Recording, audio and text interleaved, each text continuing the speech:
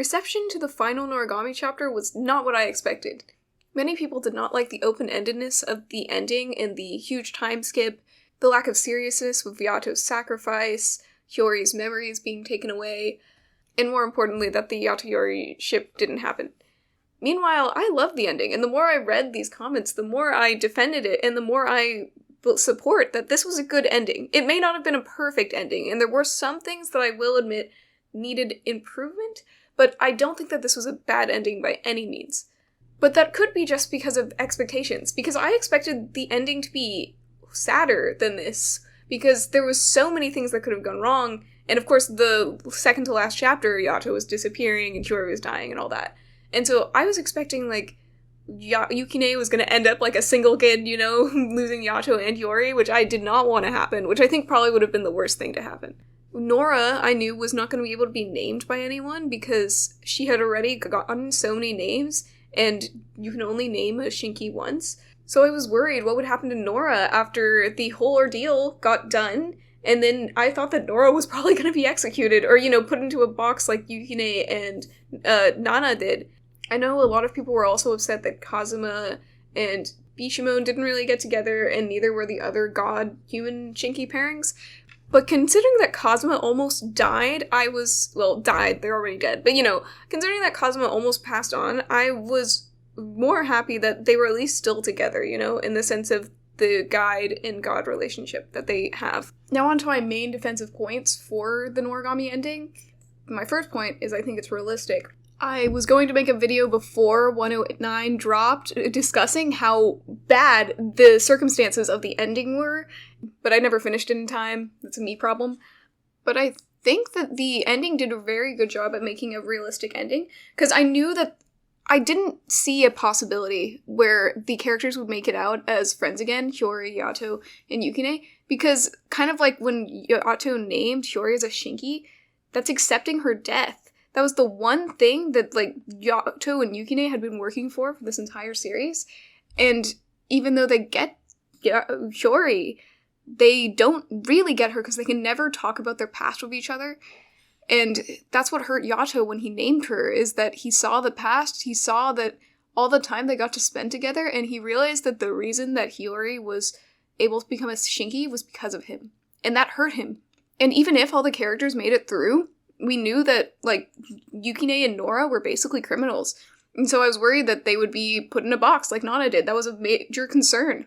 They were also both half phantoms, so I was worried that they wouldn't even be able to return as Shinki. Because of this, I think that the ending with Yato cutting ties with Hiyori was the best outcome. And I know that a lot of people didn't like how this happened, but I literally can't think of a way that these three characters could all achieve their goals and still be friends. Because keeping in contact with Hiyori brought her life to so much suffering. That was the main premise of this entire series. And even though they loved Hiyori very much, they couldn't stand to see her be in pain because of their friendship. And so considering all the bad things that could have happened as a result of the ending, I think that the ending presents a really realistic closure to the conflict that was brought up. The world is saved, everyone's somewhat happy, but they sacrificed their friendship. And that brings me on to the next point, which is Yato's sacrifice. Yato was willing to die to take down his father because he cared for the world more than he cared about himself. And this is a direct foil to how he was at the beginning, showing his character arc and growth. Because at the beginning, he wouldn't do anything that would not benefit himself. His goal was to become a popular god, and anything that got in the way of that goal, he would not do. And this is a direct contrast to how he is acting at the end of the story, because he is literally going to die to save these people that don't even know who he is, which is, of course, the world. And his death is his death. He doesn't die, you know. But it's linked to people not knowing who he is, and that was his main goal. He doesn't care now if people don't know his name. He cares about changing the world and making the world a better place. And who influenced to do that? That was Hiyori. Hiyori and Yukine were the voices of reason in his life that led him to become less selfish. Hiyori is the most important person to Yato. Hiyori is the reason why Yukine even exists as his regalia and guide. Yato recognizes how important Hiyori is because Hiyori is the most important person to him, and he could not deprive the world of that important light. Yato was very selfish at the beginning, and Yato is very selfless at the end of the story. He is so selfless that he's willing to die for the world who doesn't even know him.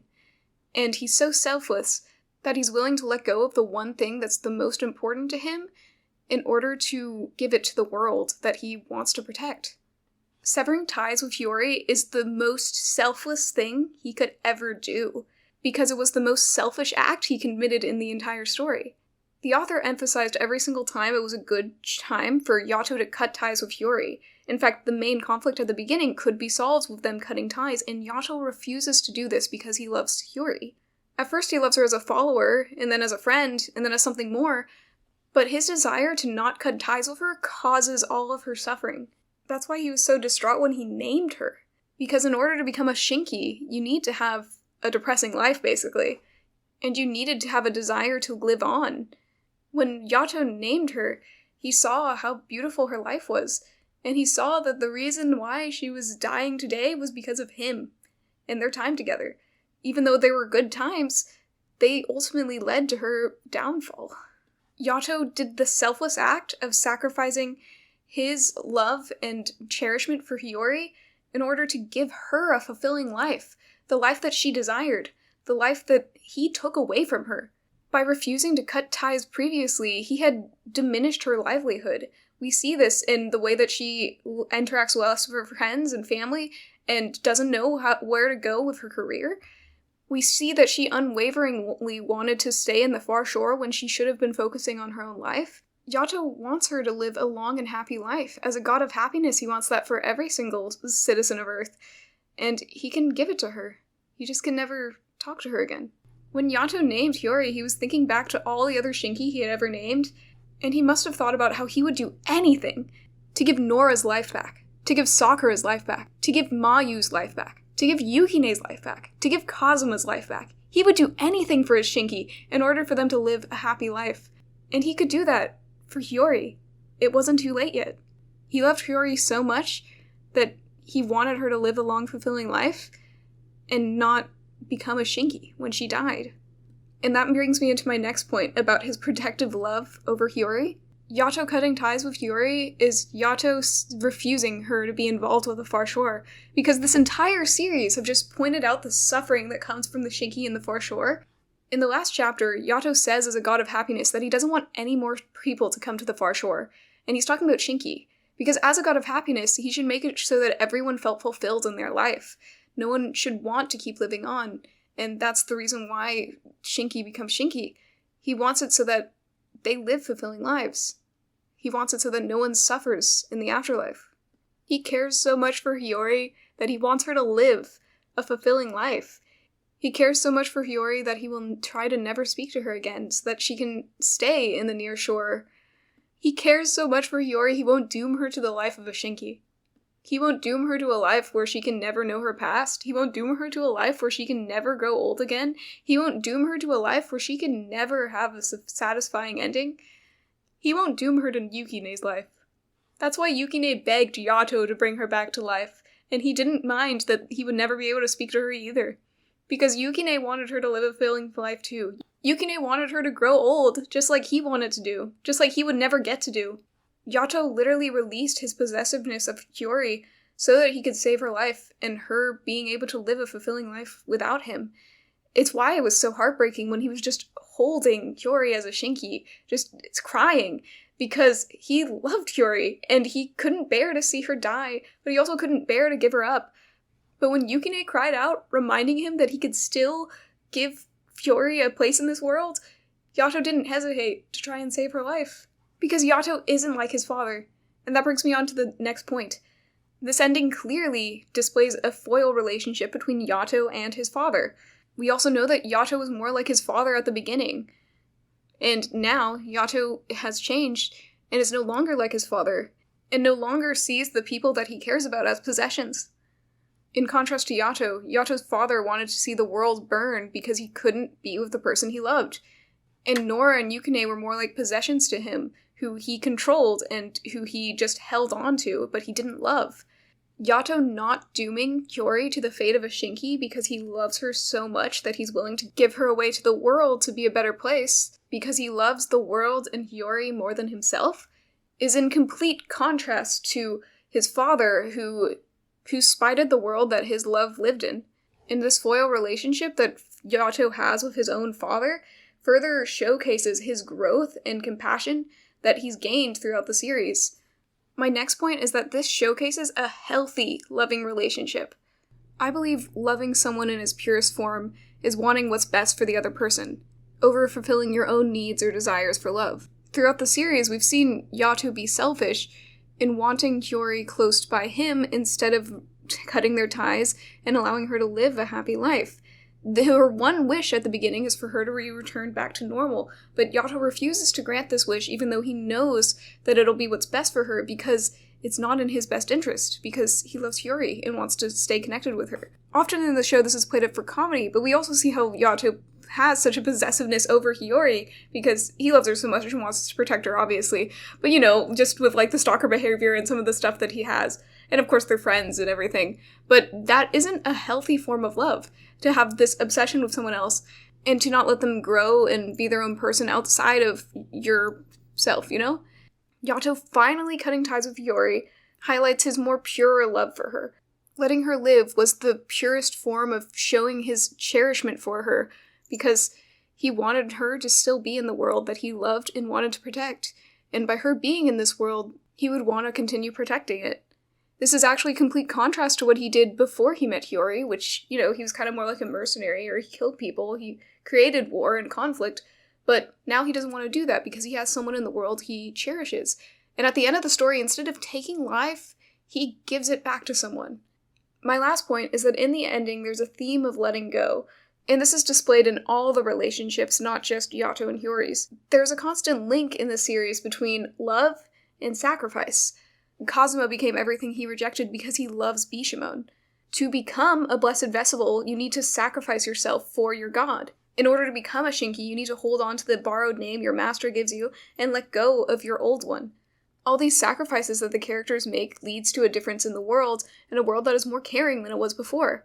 We see this in how things have changed since the time skip, with the characters being more open to strays, and Take no longer feeling ashamed to say that he was replaced as well. In order for Kazuma, Yukine, Nora, and even Nana to survive the God Secret, they have to let go of their desire to know their past. And this is all because they realize their desires and goals and love for others is more important than holding on to these emotions.